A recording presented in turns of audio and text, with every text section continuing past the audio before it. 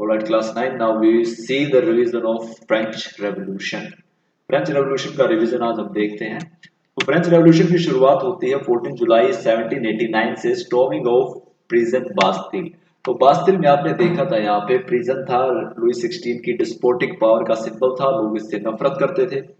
इसके अलावा यहाँ पे कैदी रहते थे, हथियार वगैरह रहते थे। तो फ्रेंच पीपल जो पेरिस में इकट्ठा होते हैं राइजिंग टैक्सेस के खिलाफ, वो इससे पहले सेना वहां पर आकर उनको मारती, खुद को एक पीपल मिलिशिया में फॉर्म कर लेते हैं अपने आप को और चल पड़ते हैं लुई 16 के इस डिस्पोटिक पावर के सिंबल को तोड़ने के लिए।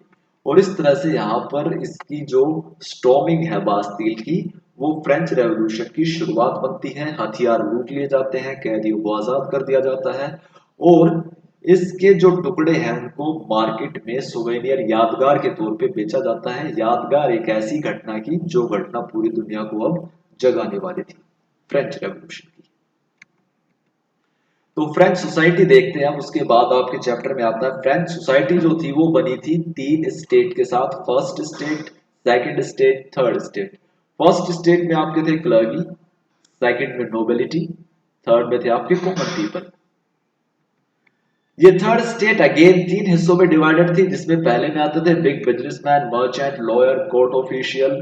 दूसरे में आते थे पीजेंट एंड आर्टिजन जो काम करते थे हाथ से और कारीगर वगैरह। और सबसे लास्ट थे small peasant, landless labour and servant, ऐसे किसान मजदूर जिनके पास जमीन नहीं थी, जो बेचारे गरीबी में जीवन जी रहे थे।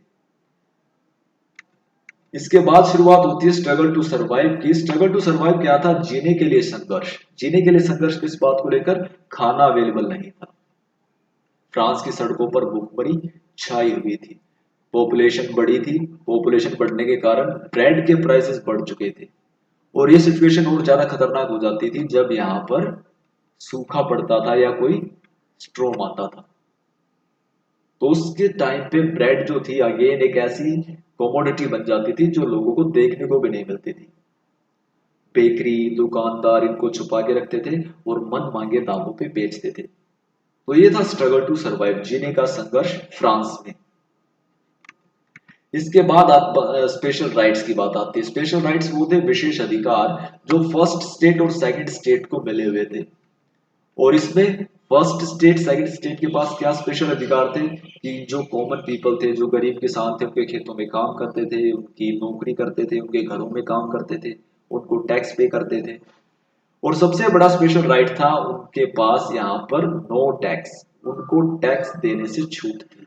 और इसी बात को लेकर मिडिल क्लास ने समय समय पर डिमांड की कि इस स्पेशल राइट को बंद किया जाए। और फिलोसोफर्स ने भी यहाँ पे काफी इंपॉर्टेंट रोल प्ले किया इनको जगाने में कि भाई फर्स्ट और सेकंड स्टेट के लोगों को कोई स्पेशल राइट्स नहीं मिलना चाहिए। ऐसा किसी भगवान ने नहीं कहा, किसी किताब में नहीं लिखा। तो इस तरह से लोगों ने फिलोसोफर की बातों को माना, अपने आप को जगाया, जागृत किया और इस स्पेशल राइट्स के खिलाफ आवाज उठाई। और इस तरह से यहाँ पर फ्रेंच का मिडिल क्लास एक डोमिनेंट क्लास बनकर आया। इसके बाद शुरुआत होती है लुई 16 की मीटिंग की, जिसे स्टेट जनरल कहा गया, टैक्सेस को बढ़ाने को लेकर। वो टैक्सेस जिसका सारा वजन थर्ड स्टेट पे पड़ना था। तो जब लुई 16 ने यहाँ पर मीटिंग बुलाई तो मीटिंग में क्या था कि हर एक स्टेट की वोटिंग को एक माना गया था। तो 3 स्टेट थे तो टोटल 3 वोट हुई। और जब टैक्स बढ़ाने की बात की गई तो फर्स्ट सेकंड स्टेट ने इसके लिए हाँ भर दी। और जो लुई 16 का ये जो प्रपोजल था 2-1 से पास हो गया। तो थर्ड स्टेट ने यहाँ पे मना किया था और फर्स्ट सेकंड ने इसको टैक्स बढ़ाने को अप्रूव कर दिया था, क्योंकि उनको तो टैक्स पे करना नहीं था, तो उनको क्या लगता है कुछ भी करो। तो वो रेडी हो गए और थर्ड स्टेट रेडी नहीं हुआ। तो इस तरह से यहाँ पर लुई 16 ने कहा कि भाई 2-1 से वोटिंग हो गई है, तो 2 वोट फेवर में किसके हैं? टैक्स बढ़ाने को लेकर है, तो हम टैक्स बढ़ाएंगे। लेकिन थर्ड स्टेट ने इस चीज की डिमांड की कि हमें इक्वल वोटिंग पैटर्न चाहिए। इक्वल वोटिंग पैटर्न का मतलब क्या है कि ये सिस्टम हमें नहीं चाहिए, हमें वोटिंग चाहिए पर मेंबर। जितने मेंबर उतनी वोटिंग होनी चाहिए, यानी फर्स्ट स्टेट में, सेकंड स्टेट में और थर्ड स्टेट के मेंबर्स को टोटल मिला के वोटिंग काउंट की जाए। इसे कहते हैं पर हेड। तो उन्होंने पर हेड वोटिंग की डिमांड की, इसको लुई 16 ने मना कर दिया। तो फिर थर्ड स्टेट गुस्से से वॉकआउट कर गया स्टेट जनरल से और अपने आप को बना दिया नेशनल असेंबली। एक ऐसी नेशनल असेंबली जो अब काम करने वाली थी फ्रांस के कॉन्स्टिट्यूशन को लेकर, मेकिंग ऑफ कॉन्स्टिट्यूशन। तो अब फ्रेंच जो नेशनल असेंबली थी इसने कसम खाई कि ये टेनिस कोर्ट से जब तक नहीं हटेंगे जब तक कॉन्स्टिट्यूशन को बना नहीं लेंगे। कॉन्स्टिट्यूशन बनाने का मतलब क्या था, लुई 16 की पावर को लिमिट कर दिया जाए और फ्रांस में डेमोक्रेसी की शुरुआत की जाए। तो इस तरह से फ्रांस बना एक कॉन्स्टिट्यूशनल मोनार्की जहां पे लुई 16 को नेशनल असेंबली की बातों को मानना था। वो राजा तो था लेकिन ऐसा राजा था जो सिर्फ नाम मात्र का था, जिसके पास पावर नहीं थी, जिसकी पावर को लिमिटेड कर दिया गया था, इसके पैरों में चिड़िया बेड़िया डाल दी गई। इसके बाद बना फ्रांस रिपब्लिक, क्योंकि लुई 16 जो था वो अपने पैरों में बेड़िया पसंद नहीं करता था, तो उसने पर्शिया के राजा के साथ मिलकर कहा कि भाई इन रेवोल्यूशनरीज को, इन नेशनल असेंबली को मारने में मेरी मदद करो। इस बात का पता नेशनल असेंबली को चल गया, उसने लुई 16 को पकड़ा, उसकी गद्दी से उतार दिया और इस काम को करने वाले थे जैकोबिन और उनका लीडर था मैक्सिमिलियन रोबेस्पियर।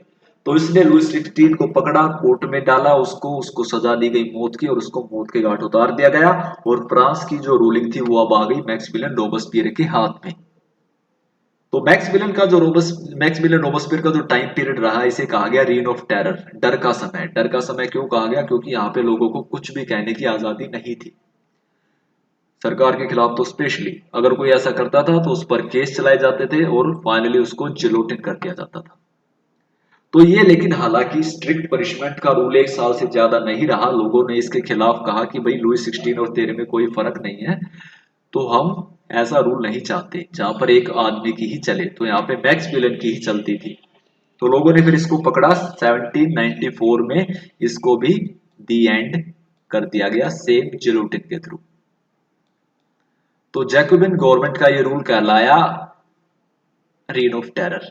तो जैकोबिन सरकार हालांकि स्ट्रिक्ट थी, पनिशमेंट देती थी, लेकिन इसने कुछ अच्छे काम भी किए थे। औरतों की स्थिति को सुधारा था, स्लेवरी को बैन किया था, महंगाई पे लगाम लगाई थी। तो बहुत सारे अच्छे काम मैक्सिमिलियन रोबेस्पियर ने किए, लेकिन due to his strictness he became the target of the people. Now women in France. तो women in France were termed as the passive, they were not granted the rights, especially voting right।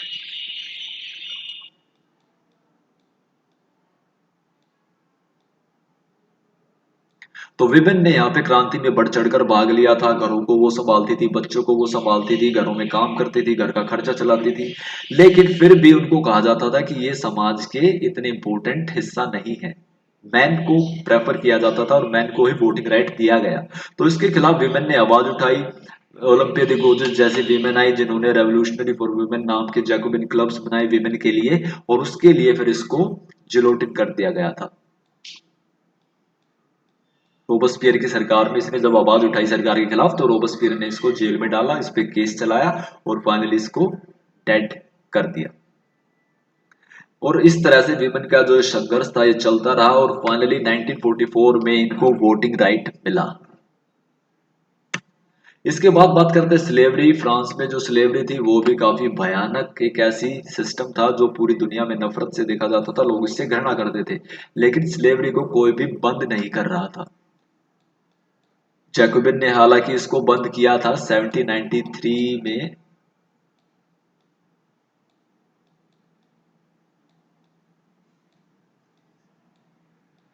लेकिन Napoleon ने इसको दोबारा introduce कर दिया 1804 में,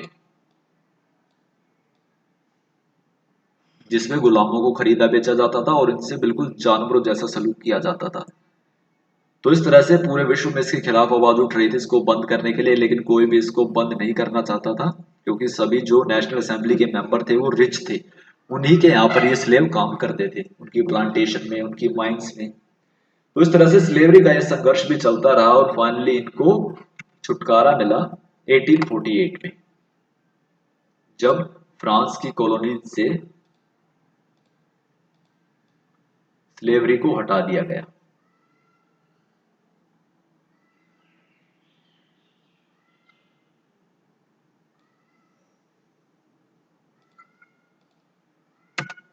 इसके बाद बात करते हैं डायरेक्ट रूल इन फ्रांस। तो जैकोबिन सरकार के टाइम पे लोगों ने देखा कि भाई अगर एक आदमी के हाथ में सारी ताकत दोगे तो उसका क्या होगा। तो उन्होंने देखा था मैक्सिमिलियन रोबेस्पियर का रूल कैसा रहा था।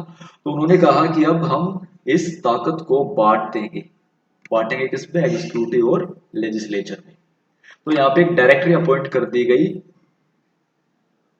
जिसमें 5 डायरेक्टर होते थे।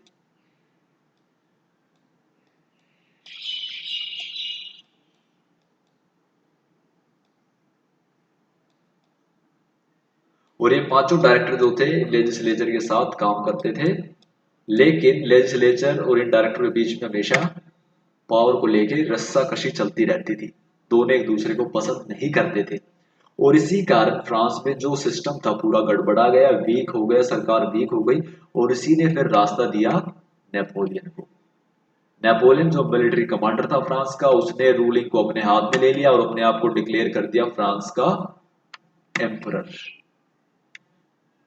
फ्रांस का एम्परर घोषित करते ही उसने अपने फैमिली मेंबर्स को गद्दी पे बैठाया और खुद निकल गया वो वर्ल्ड को जीतने के लिए।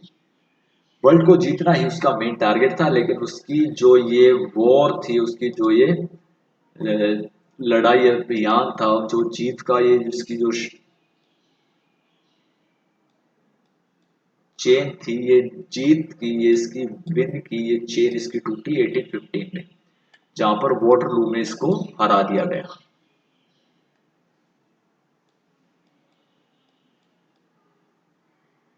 और इस तरह से फ्रांस फिर अकेला पड़ गया। फ्रांस में फिर 50 सालों तक क्रांति हुई और उसके बाद फाइनली फ्रांस में जो डेमोक्रेसी थी वो आई लगभग 1850 के आसपास। अब बात करते हैं लेगेसी। फ्रांस की इस क्रांति ने दुनिया को क्या दिया।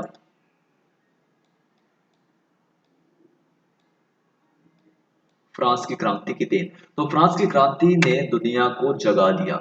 लोगों के दिमाग में विचार दिया आजादी का, समानता का, इक्वालिटी का। लोगों को कहा कि आप भी अपने इस गुलामी से मुक्ति पा सकते हो। अगर हम कर सकते हैं तो दुनिया का हर देश कर सकता है। तो यही देखकर भारत में भी राजा राम मोहन रॉय जैसे लोगों ने जनता को बताया कि फ्रांस की जनता ने क्या कर दिया है। तो हमारे देश के लोग भी आजादी की लड़ाई के लिए इकट्ठा हुए। उनके अंदर भी जोश जगा, देश के लिए मर मिटने की भावना आई। इस तरह से फ्रांस की क्रांति ने दुनिया भर के देशों को जगाने का काम किया, दुनिया भर के देशों को राइट्स दिए, पॉलिटिकल राइट्स क्या होते हैं ये बताया, और लोगों के जीवन में डेमोक्रेसी को लाने का काम किया। तो इस वजह से फ्रेंच रेवोल्यूशन को इंपॉर्टेंट रेवोल्यूशन कहा जाता है वर्ल्ड हिस्ट्री में। This is the revision of your chapter. Now we move on to the exercise. Okay, next lecture. Until then, stay safe, stay tuned. Thank you.